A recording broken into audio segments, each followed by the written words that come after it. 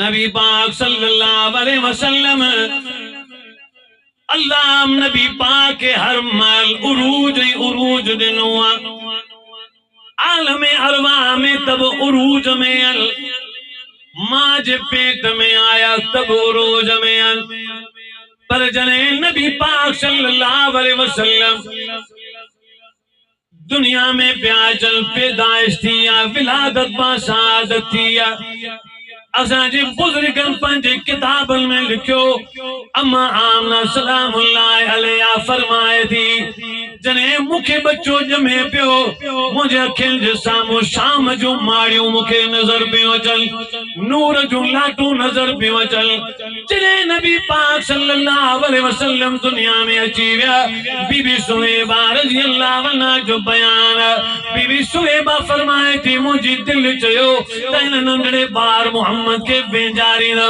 रोज़ानो सुरमो पाराईंदो हींअर तैयार थी कयां पर जीअं जो नंढे ॿार ते नज़र कई वई नबी पाक जे दुल्हन ते नज़र कई नाड़ो कटियलो सुरमो पातलो कंगो लगलो तेल मखियलो खुशबूदार जिस्म मां पानी चिमे पियो ईअं पियो मालूम थे त जे अल्लाह पैदा करे मोहम्मद के मोकिलियो आहे उन पाण वेंजारे सिंगारे मोहम्मद अरबी के मोकिले छॾियो आहे वलल आखिरतु खैरुल लक मिनल ऊला हर कदम पहरे कदम का आला हर कदम पहरे कदम का आला अल्लाह जा महबूब वडड़ा थिया बचपन आला नबी पाक के नंढड़े ॿार के जने बीबी शीमा लोरियूं ॾींदे बकरियुनि ते वठी पई वञे त बकरियुनि तां मोटी ताजुब करे अम्मा हलीमा के पई ॿुधाए अम्मा अज मां मोहम्मद जी करामत अखियुनि सां ॾिसी आई आहियां हिन नंढड़े ॿार जी करामत अखियुनि सां ॾिसी आई आहियां जो जीतो बग बगड़ असांजी बकरियुनि खे रोज़ानो खाई वेंदो हो अॼु उहो ई बगड़ बकरियुनि खे संभाले पियो जेका बकरी पंहिंजे धण मां निकिरी पई वञे उनखे गिची मां पकड़े वापसि छॾे पियो वञे ॼण असां आराम सां वेठासूं असां जूं बकरियूं बगड़ पिया चारीनि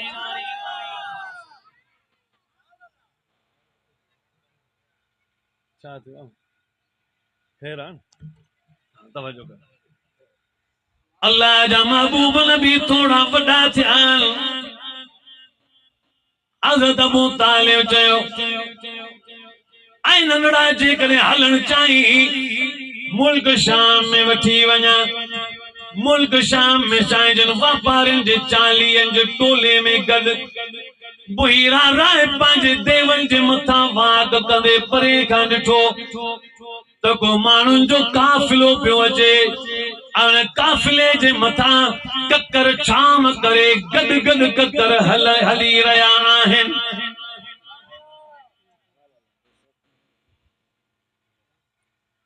बाबा पाण खे गर्मी लॻंदी त छा खोलींदासीं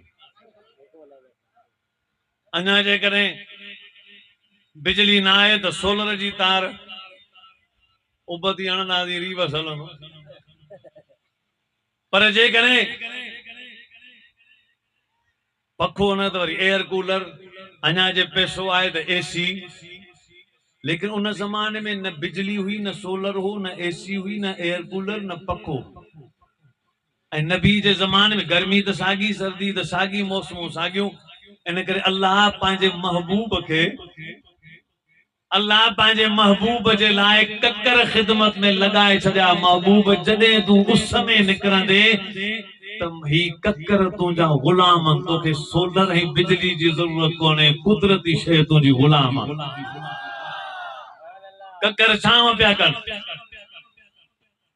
बहिरा राह परे खां ॾिठो त हिकु टोलो पियो अचे उन टोले जे मथां झुड़ छांव कंदो गॾु पियो हले तो तकड़ में लई आयो हल वॾा बुज़ुर्ग पिया अचनि ज़रूर ही अल्लाह वारा हूंदा हे डोड़ंदो आयो डोड़ंदे हुन ॿियो ॿियो ॿियो ॿियो किथां पिया अचो चओ मके मां बस जिते बैतुल्लाह आहे उतां चई हा चई पोइ मुंहिंजो हिकिड़ो अर्ज़ु आहे इते ई वियो पहिरीं मूंखे सुवाल जो जवाब ॾियो त तव्हां मुसाफ़िर आहियो, मानी खाईंदो? अगरि आउं दावत कयां, मुंहिंजी दावत क़बूल कंदो?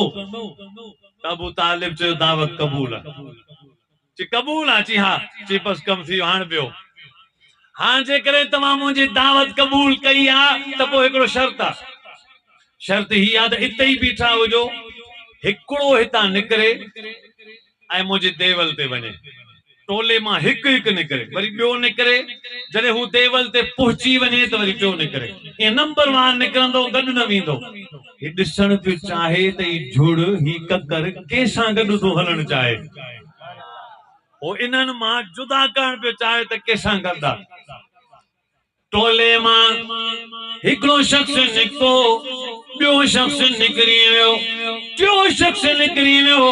माण्हू निकिरंदा विया, ककर जी छांव बराबरि मुसलसल हुई। पर जॾहिं उन टोले मां नंढड़ा ॿार मोहम्मद अरबी निकिता, झुड़ बि उन्हनि सां गॾु निकितो। नबी पाक बहीरा जी देवल में त ककर जी छांव बि बहीरा जी देवल में। बहीरा सभिनी खे छॾे डोड़ंदो वियो, अची नंढड़े ॿार खे पेशानी ते चुमी ॾिनई। पेशानी ते चुमी ॾियण ये सालिहीन जो तरीक़ो आहे। तव्हांजे घर में नंढड़ा नंढड़ा ॿारड़ा हूंदा न, पुट हूंदा, धीअरूं हूंदियूं, भाइटा भाणेजा, नंढड़ा नंढड़ा ॿार हूंदा न, उन्हनि खे चुमंदा आहियो न, त सही तरीक़ो ही आहे त उनजे निरड़ ते, उन्हनि जी पेशानी ते चुमी ॾिजे। सही तरीक़ो ही आहे त कंहिं ॿार खे चुमजे या कंहिं वॾे खे चुमजे, उनजी पेशानी ते चुमी ॾियण, इहो सही तरीक़ो आहे। तो आजी बहीरा साईं जन जे पेशानी ते चुमी ॾिनी, भाकुर पाए चवण लॻो, नंढड़ा नालो छा अथई? नंढड़ो ॿार, नालो छा अथई? ककर ई झुड़ ख़िदमत में।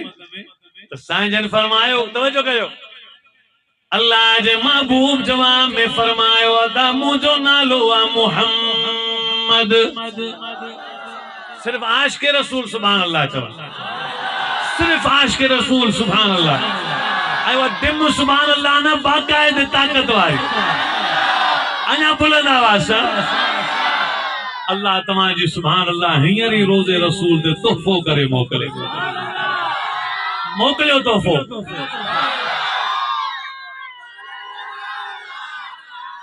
सुस्ती न,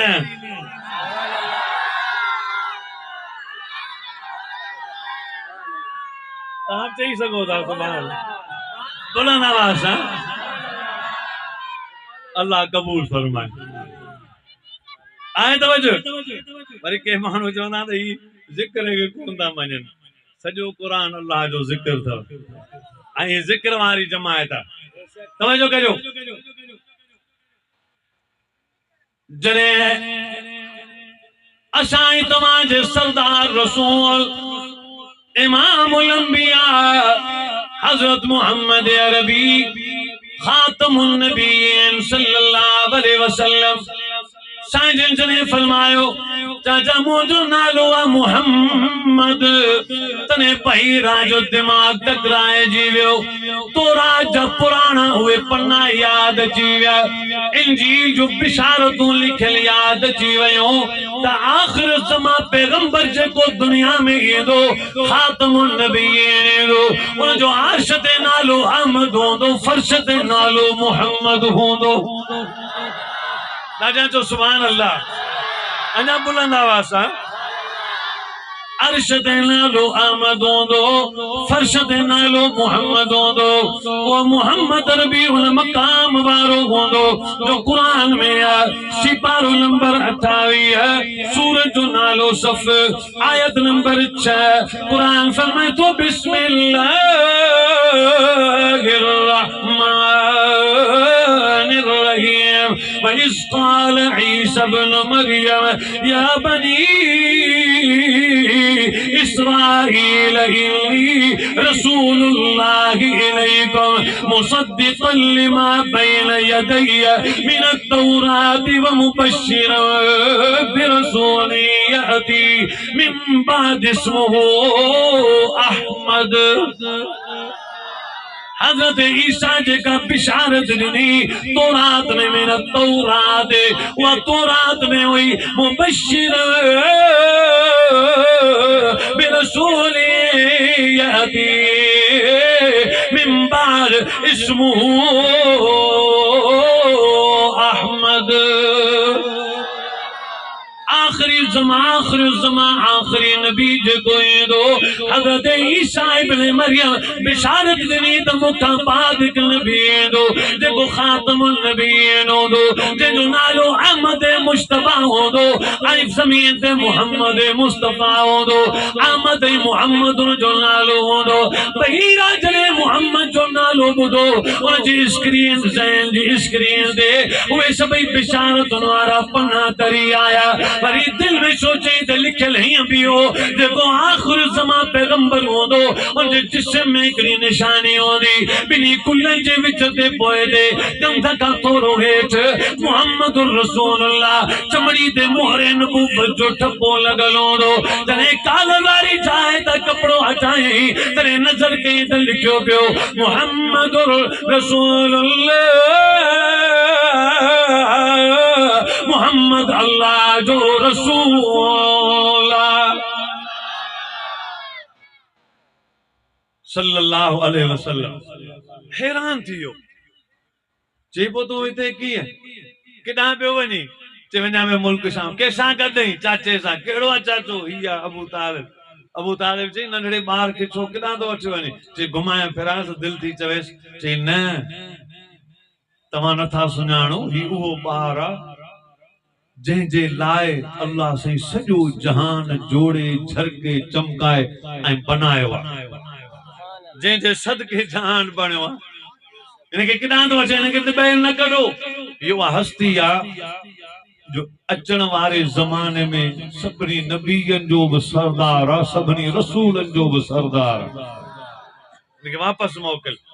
पोइ साईं जन फरमाईंदा बहीरा जो चयो त वरी वापसि वियो सॼो छो जो नबी पाक उरूज में आहिनि हमेशा। बाबा वयबका वजो रब्बिक ज़ुल जलाल वल इकराम ख़ालिक जे लाया त ज़वाल खां पाक आहे पर उलमा लिखनि था मख़लूक में अल्लाह हिकु दर्जे में मुहम्मद खे बि ज़वाल खां पाक रखियो आहे। हमेशा उरूज ई उरूज आहे।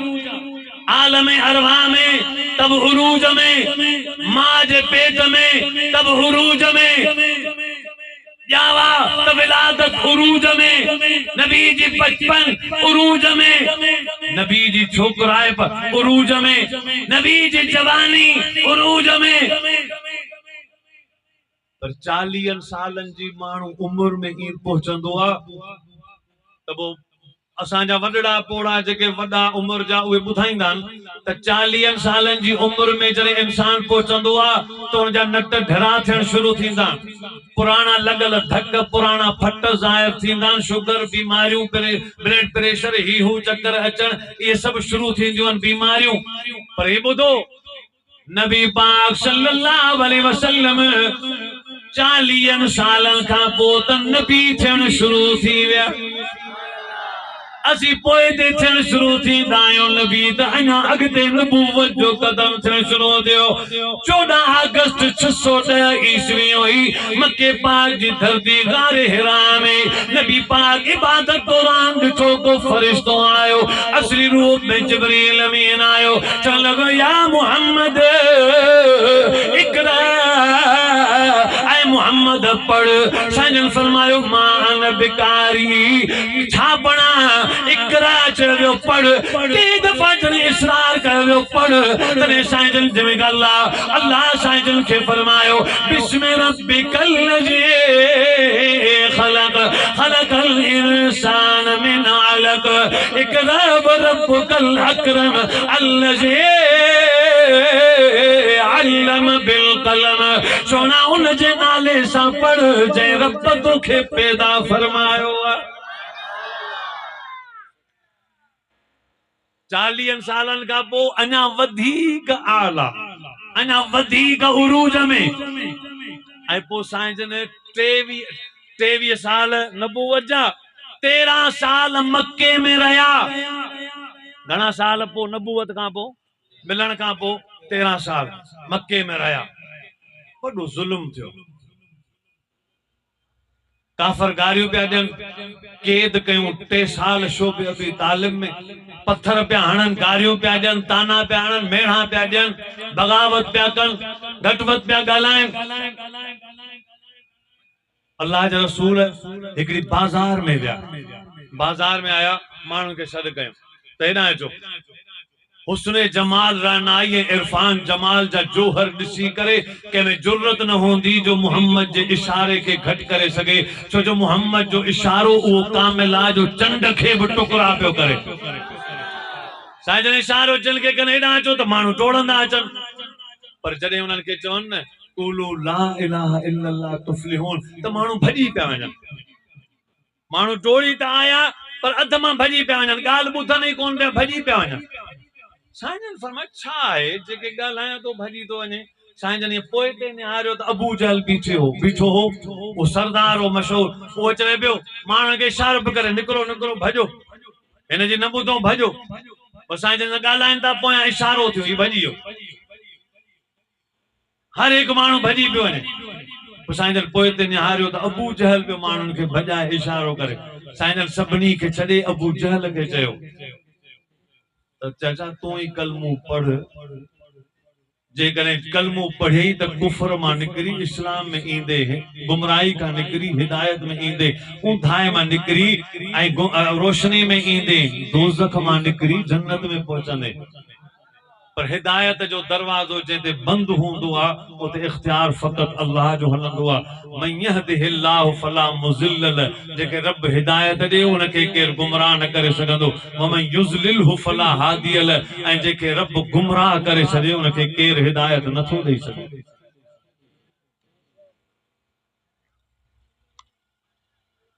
नबी के चयो वियो फ़क़त ऐं महबूब तूं सिर्फ़ मेहनत करे माण्हुनि ताईं मुंहिंजो पैगाम पहुचाए, हिदायत मूं रब जे इख्तियार में आहे, तूं रुगो पैगाम पहुचाए जा, हिदायत मुंहिंजो कमु आहे। 13 साल मक्के जा ॾुखिया गुज़ारियो। अञा हिजरत खां हिकिड़ो साल पहिरीं 12 नबवी हिकिड़ो मदीने मां काफ़िलो आयो साईं जन खे दावत ॾियण। उन काफ़िले सहाबिन जिन इस्लाम आंदो हो, मदीने वारा दावत ॾियण आया त साईं इन्हनि खे छॾियो बेक़दरनि खे, छो जो किथे किथे बेक़दरी हूंदी आहे, किथे कदुर हूंदो, किथे बेक़दरी हूंदी। तो उन्हनि अची चयो साईं मके वारा तो बेक़दर आहे, तव्हां जहिड़ी हस्ती खे गारियूं था ॾियनि, तव्हां जहिड़ी हस्ती के घटवत था ॻाल्हाइनि, रस्ता रोक था कनि, पत्थर था विछाइनि, कंधा था विछाइनि, इल्ज़ाम था हणनि, तव्हां जी ॻाल्हि खे इग्नोर था कनि, ही बेक़दरा छॾियो, हलो असां सां मदीने में। साईं असांजा बच्चा तव्हांजा ख़ादिम, असांजा बाग तव्हांजा, असांजूं बनियूं तव्हांजे लाइ, असांजा प्लाट घर तव्हांजे लाइ, असांजूं मुहबतूं जज़्बा तव्हांजे लाइ, ख़िदमत ऐं महिमानी मेज़बानी तव्हांजे लाइ आहे। हलो हलो इंशाअल्लाह असीं बच्चनि खां वधीक तव्हांजो साथ ॾींदासीं। त जंहिं इहे ॻाल्हि पे कयूं, साईं जन के दावत पे ॾिनो त साईं जन जो चाचो अब्बास ओॾी महिल इस्लाम अञा क़बूल कोन कयो हुई, बाद में कई फतह मके वारे सफ़र में, त ओॾी महिल अञा इस्लाम क़बूल न कयो हुई। उहो बीठो त उनखे कावड़ लॻी, चई मुंहिंजे भाइटे खे न वठी वेंदो, पोइ असांजो तलवारूं सभु तव्हांजे पोयां हूंदियूं, तव्हांजे औलाद अशराफ खे क़त्ल कयो वेंदो, तव्हांते मुसीबतुनि परेशानियुनि जा, दर्दनि जा, आलाम जा जबल ऐं पहाड़ तव्हांजे मथां किरंदा, तव्हां मुंहुं ॾेई कोन सघंदो। उते रोईंदे कचहरी मां हिकिड़ो अछी दाढ़ी वारो सहाबी बर्रा रज़ी अल्लाह अन्हु उथी बीठो, उथी भी जज्बात में चई ऐ मोहम्मद सल्लल्लाहु अलैहि वसल्लम हथ औरते करियो, हथ औरते कयो। चई हिते बैयत कयां त जान जी बैयत कयां छा मिलंदो? साईं फरमाया तोखे जन्नत मिलंदी। पोइ हथ खे छिके बैयत करे चवण लॻो अल्लाह जा महबूब तव्हीं असां सां हलो, अगर औलाद क़त्ल थी वञे, अशराफ क़त्ल थी वञे, मुसीबतुनि जा जबल ऐं पहाड़ किरी पवनि, सभु कुझु अगर असां ते पहाड़ मुसीबतुनि जा किरी पवनि, परेशानियूं किरी पवनि, पर जेकॾहिं उन जे बावजूद तव्हां असांखे मिली विया त सौदो महांगो कोन्हे, सौदो सफ़ा सस्तो आहे। नारे तकबीर, शान सहाबा, नारे तकबीर। नबी पाक सल्लल्लाहु अलैहि वसल्लम उन्हनि साहबिन ते एतमाद कयो तने नबी पाक जा साहबी चवंदा हुआ नहनुल लज़ीना बायो मुहम्मदा अलल जिहाद मा बकीना अबदा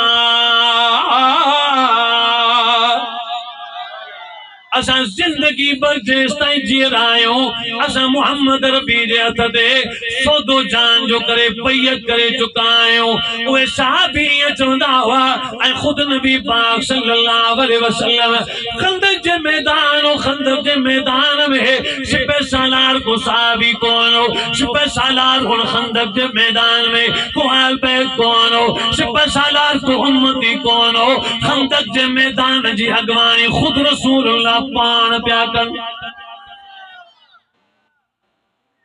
बहरहाल मक्के में घणा साल नबूवत जा रहा घणा 13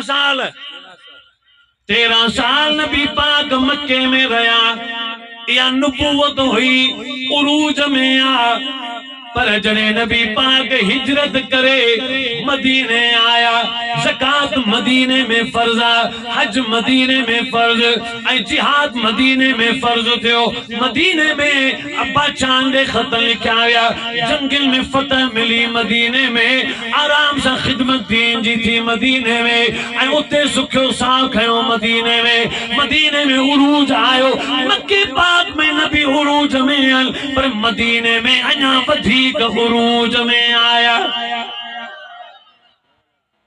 और साईं जन जी उम्र मुबारक घणी हुई जी 3-8 साल जने पूरा थिया हज़रत जिब्रील आयो चई साईं जे हलण चाहियो त तव्हां जो वक्त अची वियो जे रहण चाहियो अल्लाह इख्तियार ॾिनो आहे भले हज़ारे साल रहो साईं जन फरमाया ऐं रब जी ज़ियारत करण तो चाहियां ईंदुसि जॾहिं ॻाल्हि थी वई तॾहिं अल्लाह तसल्ली ॾिनी महबूब तुझी दुनिया जी हयाती भली पर आखिरत वारी हयाती अञा वधीक भली थई दुनिया में हर कदम ते तू उरूज में होए पर आखिरत वारो उरूज अञा वधीक डबल साईं जन रोज़े पाक में अज पंहिंजे रोज़े में मदफून रोज़े में लेकिन असां उलमाए देवबंद जो अकीदो ईमान आहे जेकर असां जो अकीदो पढ़णो हुजे अल मुहन्नद अल मुफन्नद किताब मौलाना खलील अहमद सहारनपुरी मेरठी रहमतुल्लाह अलैह जो उनमें लिखियल आहे त नबी पाक सल्लल्लाहु अलैहि वसल्लम पंहिंजे रोज़े मुबारक में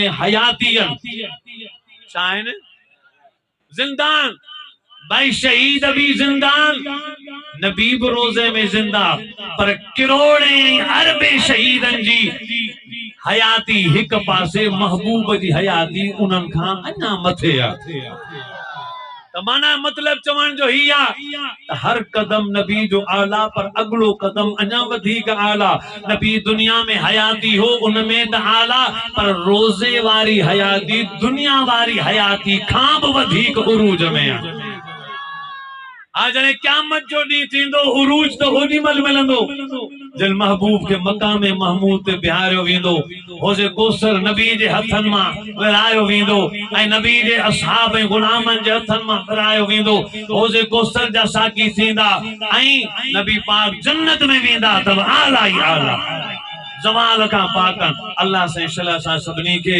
ईमान ऐं अमल जी दौलत नसीब फरमाए जन दोस्तन मेहनत कई रब उन जी मेहनत के कबूल फरमाए।